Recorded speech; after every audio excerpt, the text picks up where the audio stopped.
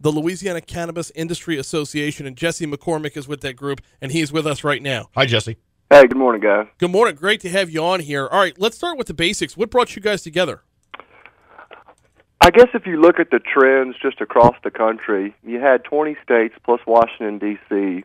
legalize medical marijuana. You had Maryland do it yesterday, and you had a trend going in that direction. I mean, never did I think that Louisiana and the South would come out for that, but when you have a governor, Jindal, in the off-season say, look, I'm open to it, it gives people confidence to get involved in the process and come together and try to advocate for legislation that would do medical marijuana. And what is it you're trying to get done as soon as this session? Okay, so there's two bills in the session. They're duplicate bills. You have Dalton Honore from Baton Rouge and Freddie Mills from Breaux Bridge have filed duplicate bills to do medical marijuana in the state of Louisiana. In 1996, the state of Louisiana passed a medical marijuana bill, and there's already in our books. We have medicinal marijuana currently. You just can't fill the prescription, and there was no infrastructure put in place to do it. No dispensaries. Correct. So what their bills do are put that infrastructure in place, put some tight regulations in place to try to see if, Louisiana has the temperature to go forward with it. It takes a lot of courage to file bills like this. We've worked closely with Representative Honore and Senator Mills, and while I've got the opportunity, I just want to thank them because that's not an easy bill to file.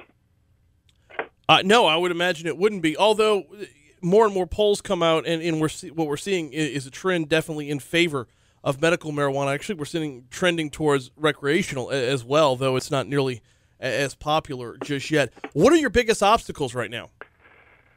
I think our biggest obstacles are going to be educating a more conservative legislature about how you can tightly regulate medical marijuana. That, like you said in your intro, this isn't dime bag guy selling out of his car. This is cancer patient X who has gone through horrible rounds of chemotherapy, who would like to sleep at night, eat, not be nauseous, and having a viable treatment for them. If we can continue to educate those guys that, look, this is tightly regulated, that I think we'll have a shot. But you're going to have your natural naysayers, and that's okay. We welcome that in part of the healthy debate. But the biggest hurdle is going to be educating these guys that this is a real, viable industry that's here to help people who are suffering. Jesse, the thing is, and let's educate some of the listening audience, too, about the difference between THC, which is the element that gets you high, and cannabidiol, CBD, which is the element that has the medicinal qualities. Right. So basically, there's two parts of the plant, and you've listed them both. The oil that you're referencing, that is the real true medicinal purpose for in terms of pain relief, nausea relief.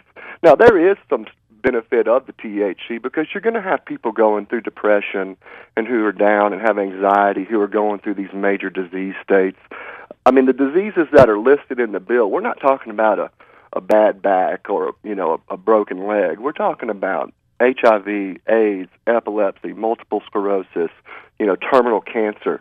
These people are, it's a rough period both on your mental health and your physical health. But like you said, there is an oil extract which is purely, doesn't get you high, and it's just there to ease pain and suffering. Bottom line. So it has proven medicinal properties. Oh, beneficial absolutely. properties. There's so many studies out there from very, very reputable sources that have proven that marijuana has long since been a, medicinal plant. Is the LCIA finding that other states taking the lead on this, not being the first ones out there, does that make the job easier? It makes the job easier in terms of drafting legislation and in terms of setting up the framework of the discussion.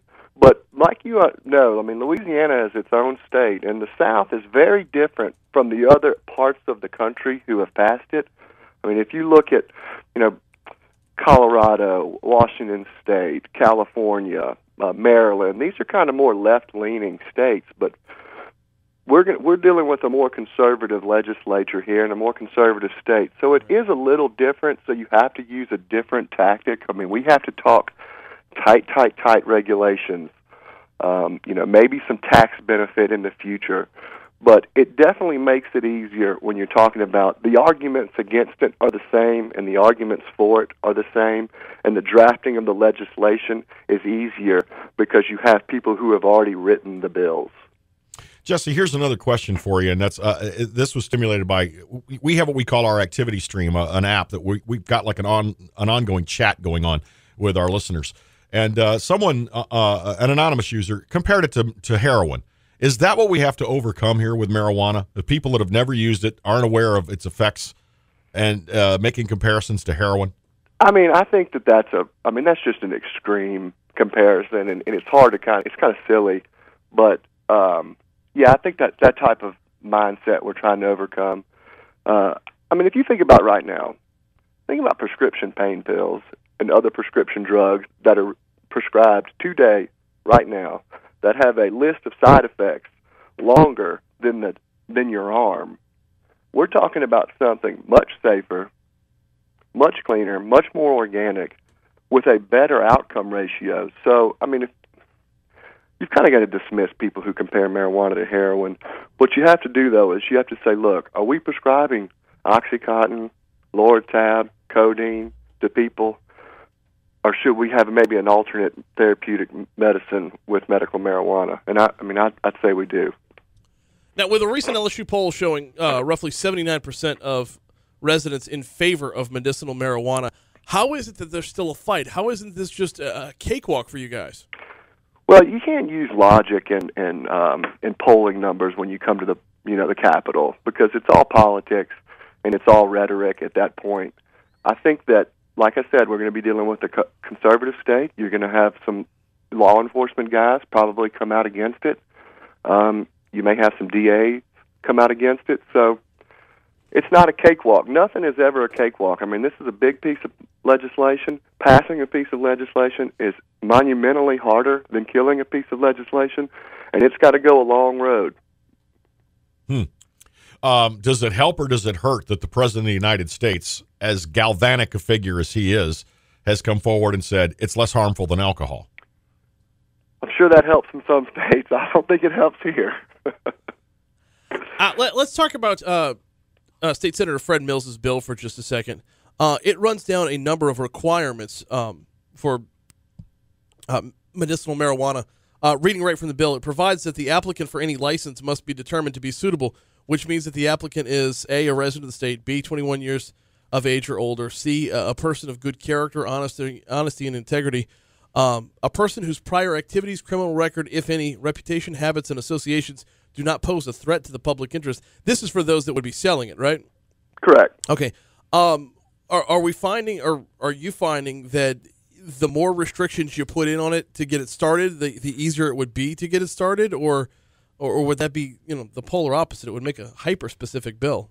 Well, it's a fine line between making something too restrictive that you can't get a viable market to come in and participate, and then making something too open that you could never get a conservative legislature to pass.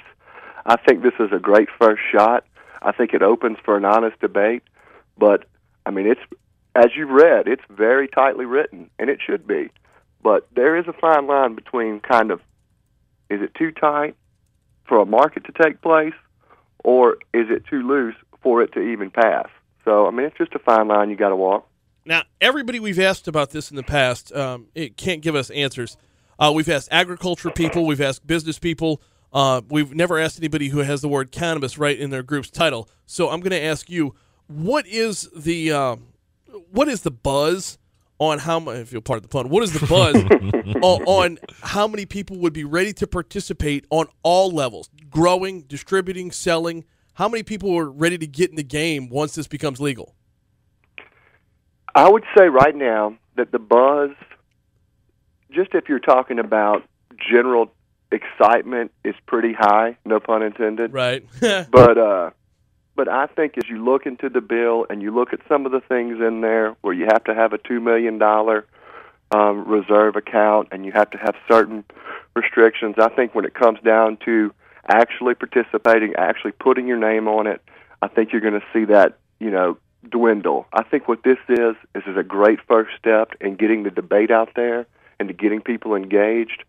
But, I do not think that there are people lining up to just jump into this business the way it's written now. But I could be wrong. I'm just, it's just my gut feeling. Right. I think what people are more excited about is having the conversation, having a real discussion about this in Louisiana. I'm born and raised here. I would have never in a million years thought that in 2014 we'd even be having this discussion. So that part at least is exciting, and that's where you get a lot of your excitement. Jesse, I have one last question for you, and that's about the prospects of medicinal marijuana as a trade in Louisiana. Cannot the plants be grown so that they have less of the THC value and more of the CBD? In other words, they don't get you high as much as they give you the medical benefits. Right, absolutely. This isn't your grandparents' marijuana. They've come a long way in technology, and they've come a long way in how they grow and produce it. What you do have is you'll have your plant, and then you'll have that's your raw product, and then you'll go to a production, and that's where what you're talking about will occur. Well, you'll start to separate things, and you'll start to kind of pull out the various different properties that meet the different ailments that you're trying to treat. So this is serious science. Oh yeah, it's real. And any guesstimates on what kind of money could be generated if there were a legal medicinal marijuana industry? The way that the bill is drafted now, very tightly written, I think it calls for 6 cultivation centers and maybe 8 dispensaries. There's a very limited disease states. You're not going to generate, the way the bill is drafted now, just these record, Colorado, Washington type tax dollars. But I think in the future, if you get more comfortable with it as a state and as a regulatory body, it could begin to open up as you allow more physicians to prescribe it. More disease states on the list. Right now there's only like 5 or 6, but the way it's written, it's not going to be a huge market. It's just all there is to it. So at the end of the day, this bill just puts the toe in the water. It's not jumping into the deep end, and we'll just kind of test it out, see where it goes, and if the industry can grow from there, it can grow from there. That's absolutely right. Jesse, I thank you so much for the time this morning. We definitely want to have you back on as this bill or these bills move through the legislative process. And in the meanwhile, where can folks find your organization? LouisianaCannabis.org. We're online, and check us out, all our contacts there, and look forward to continue this conversation as the session progresses.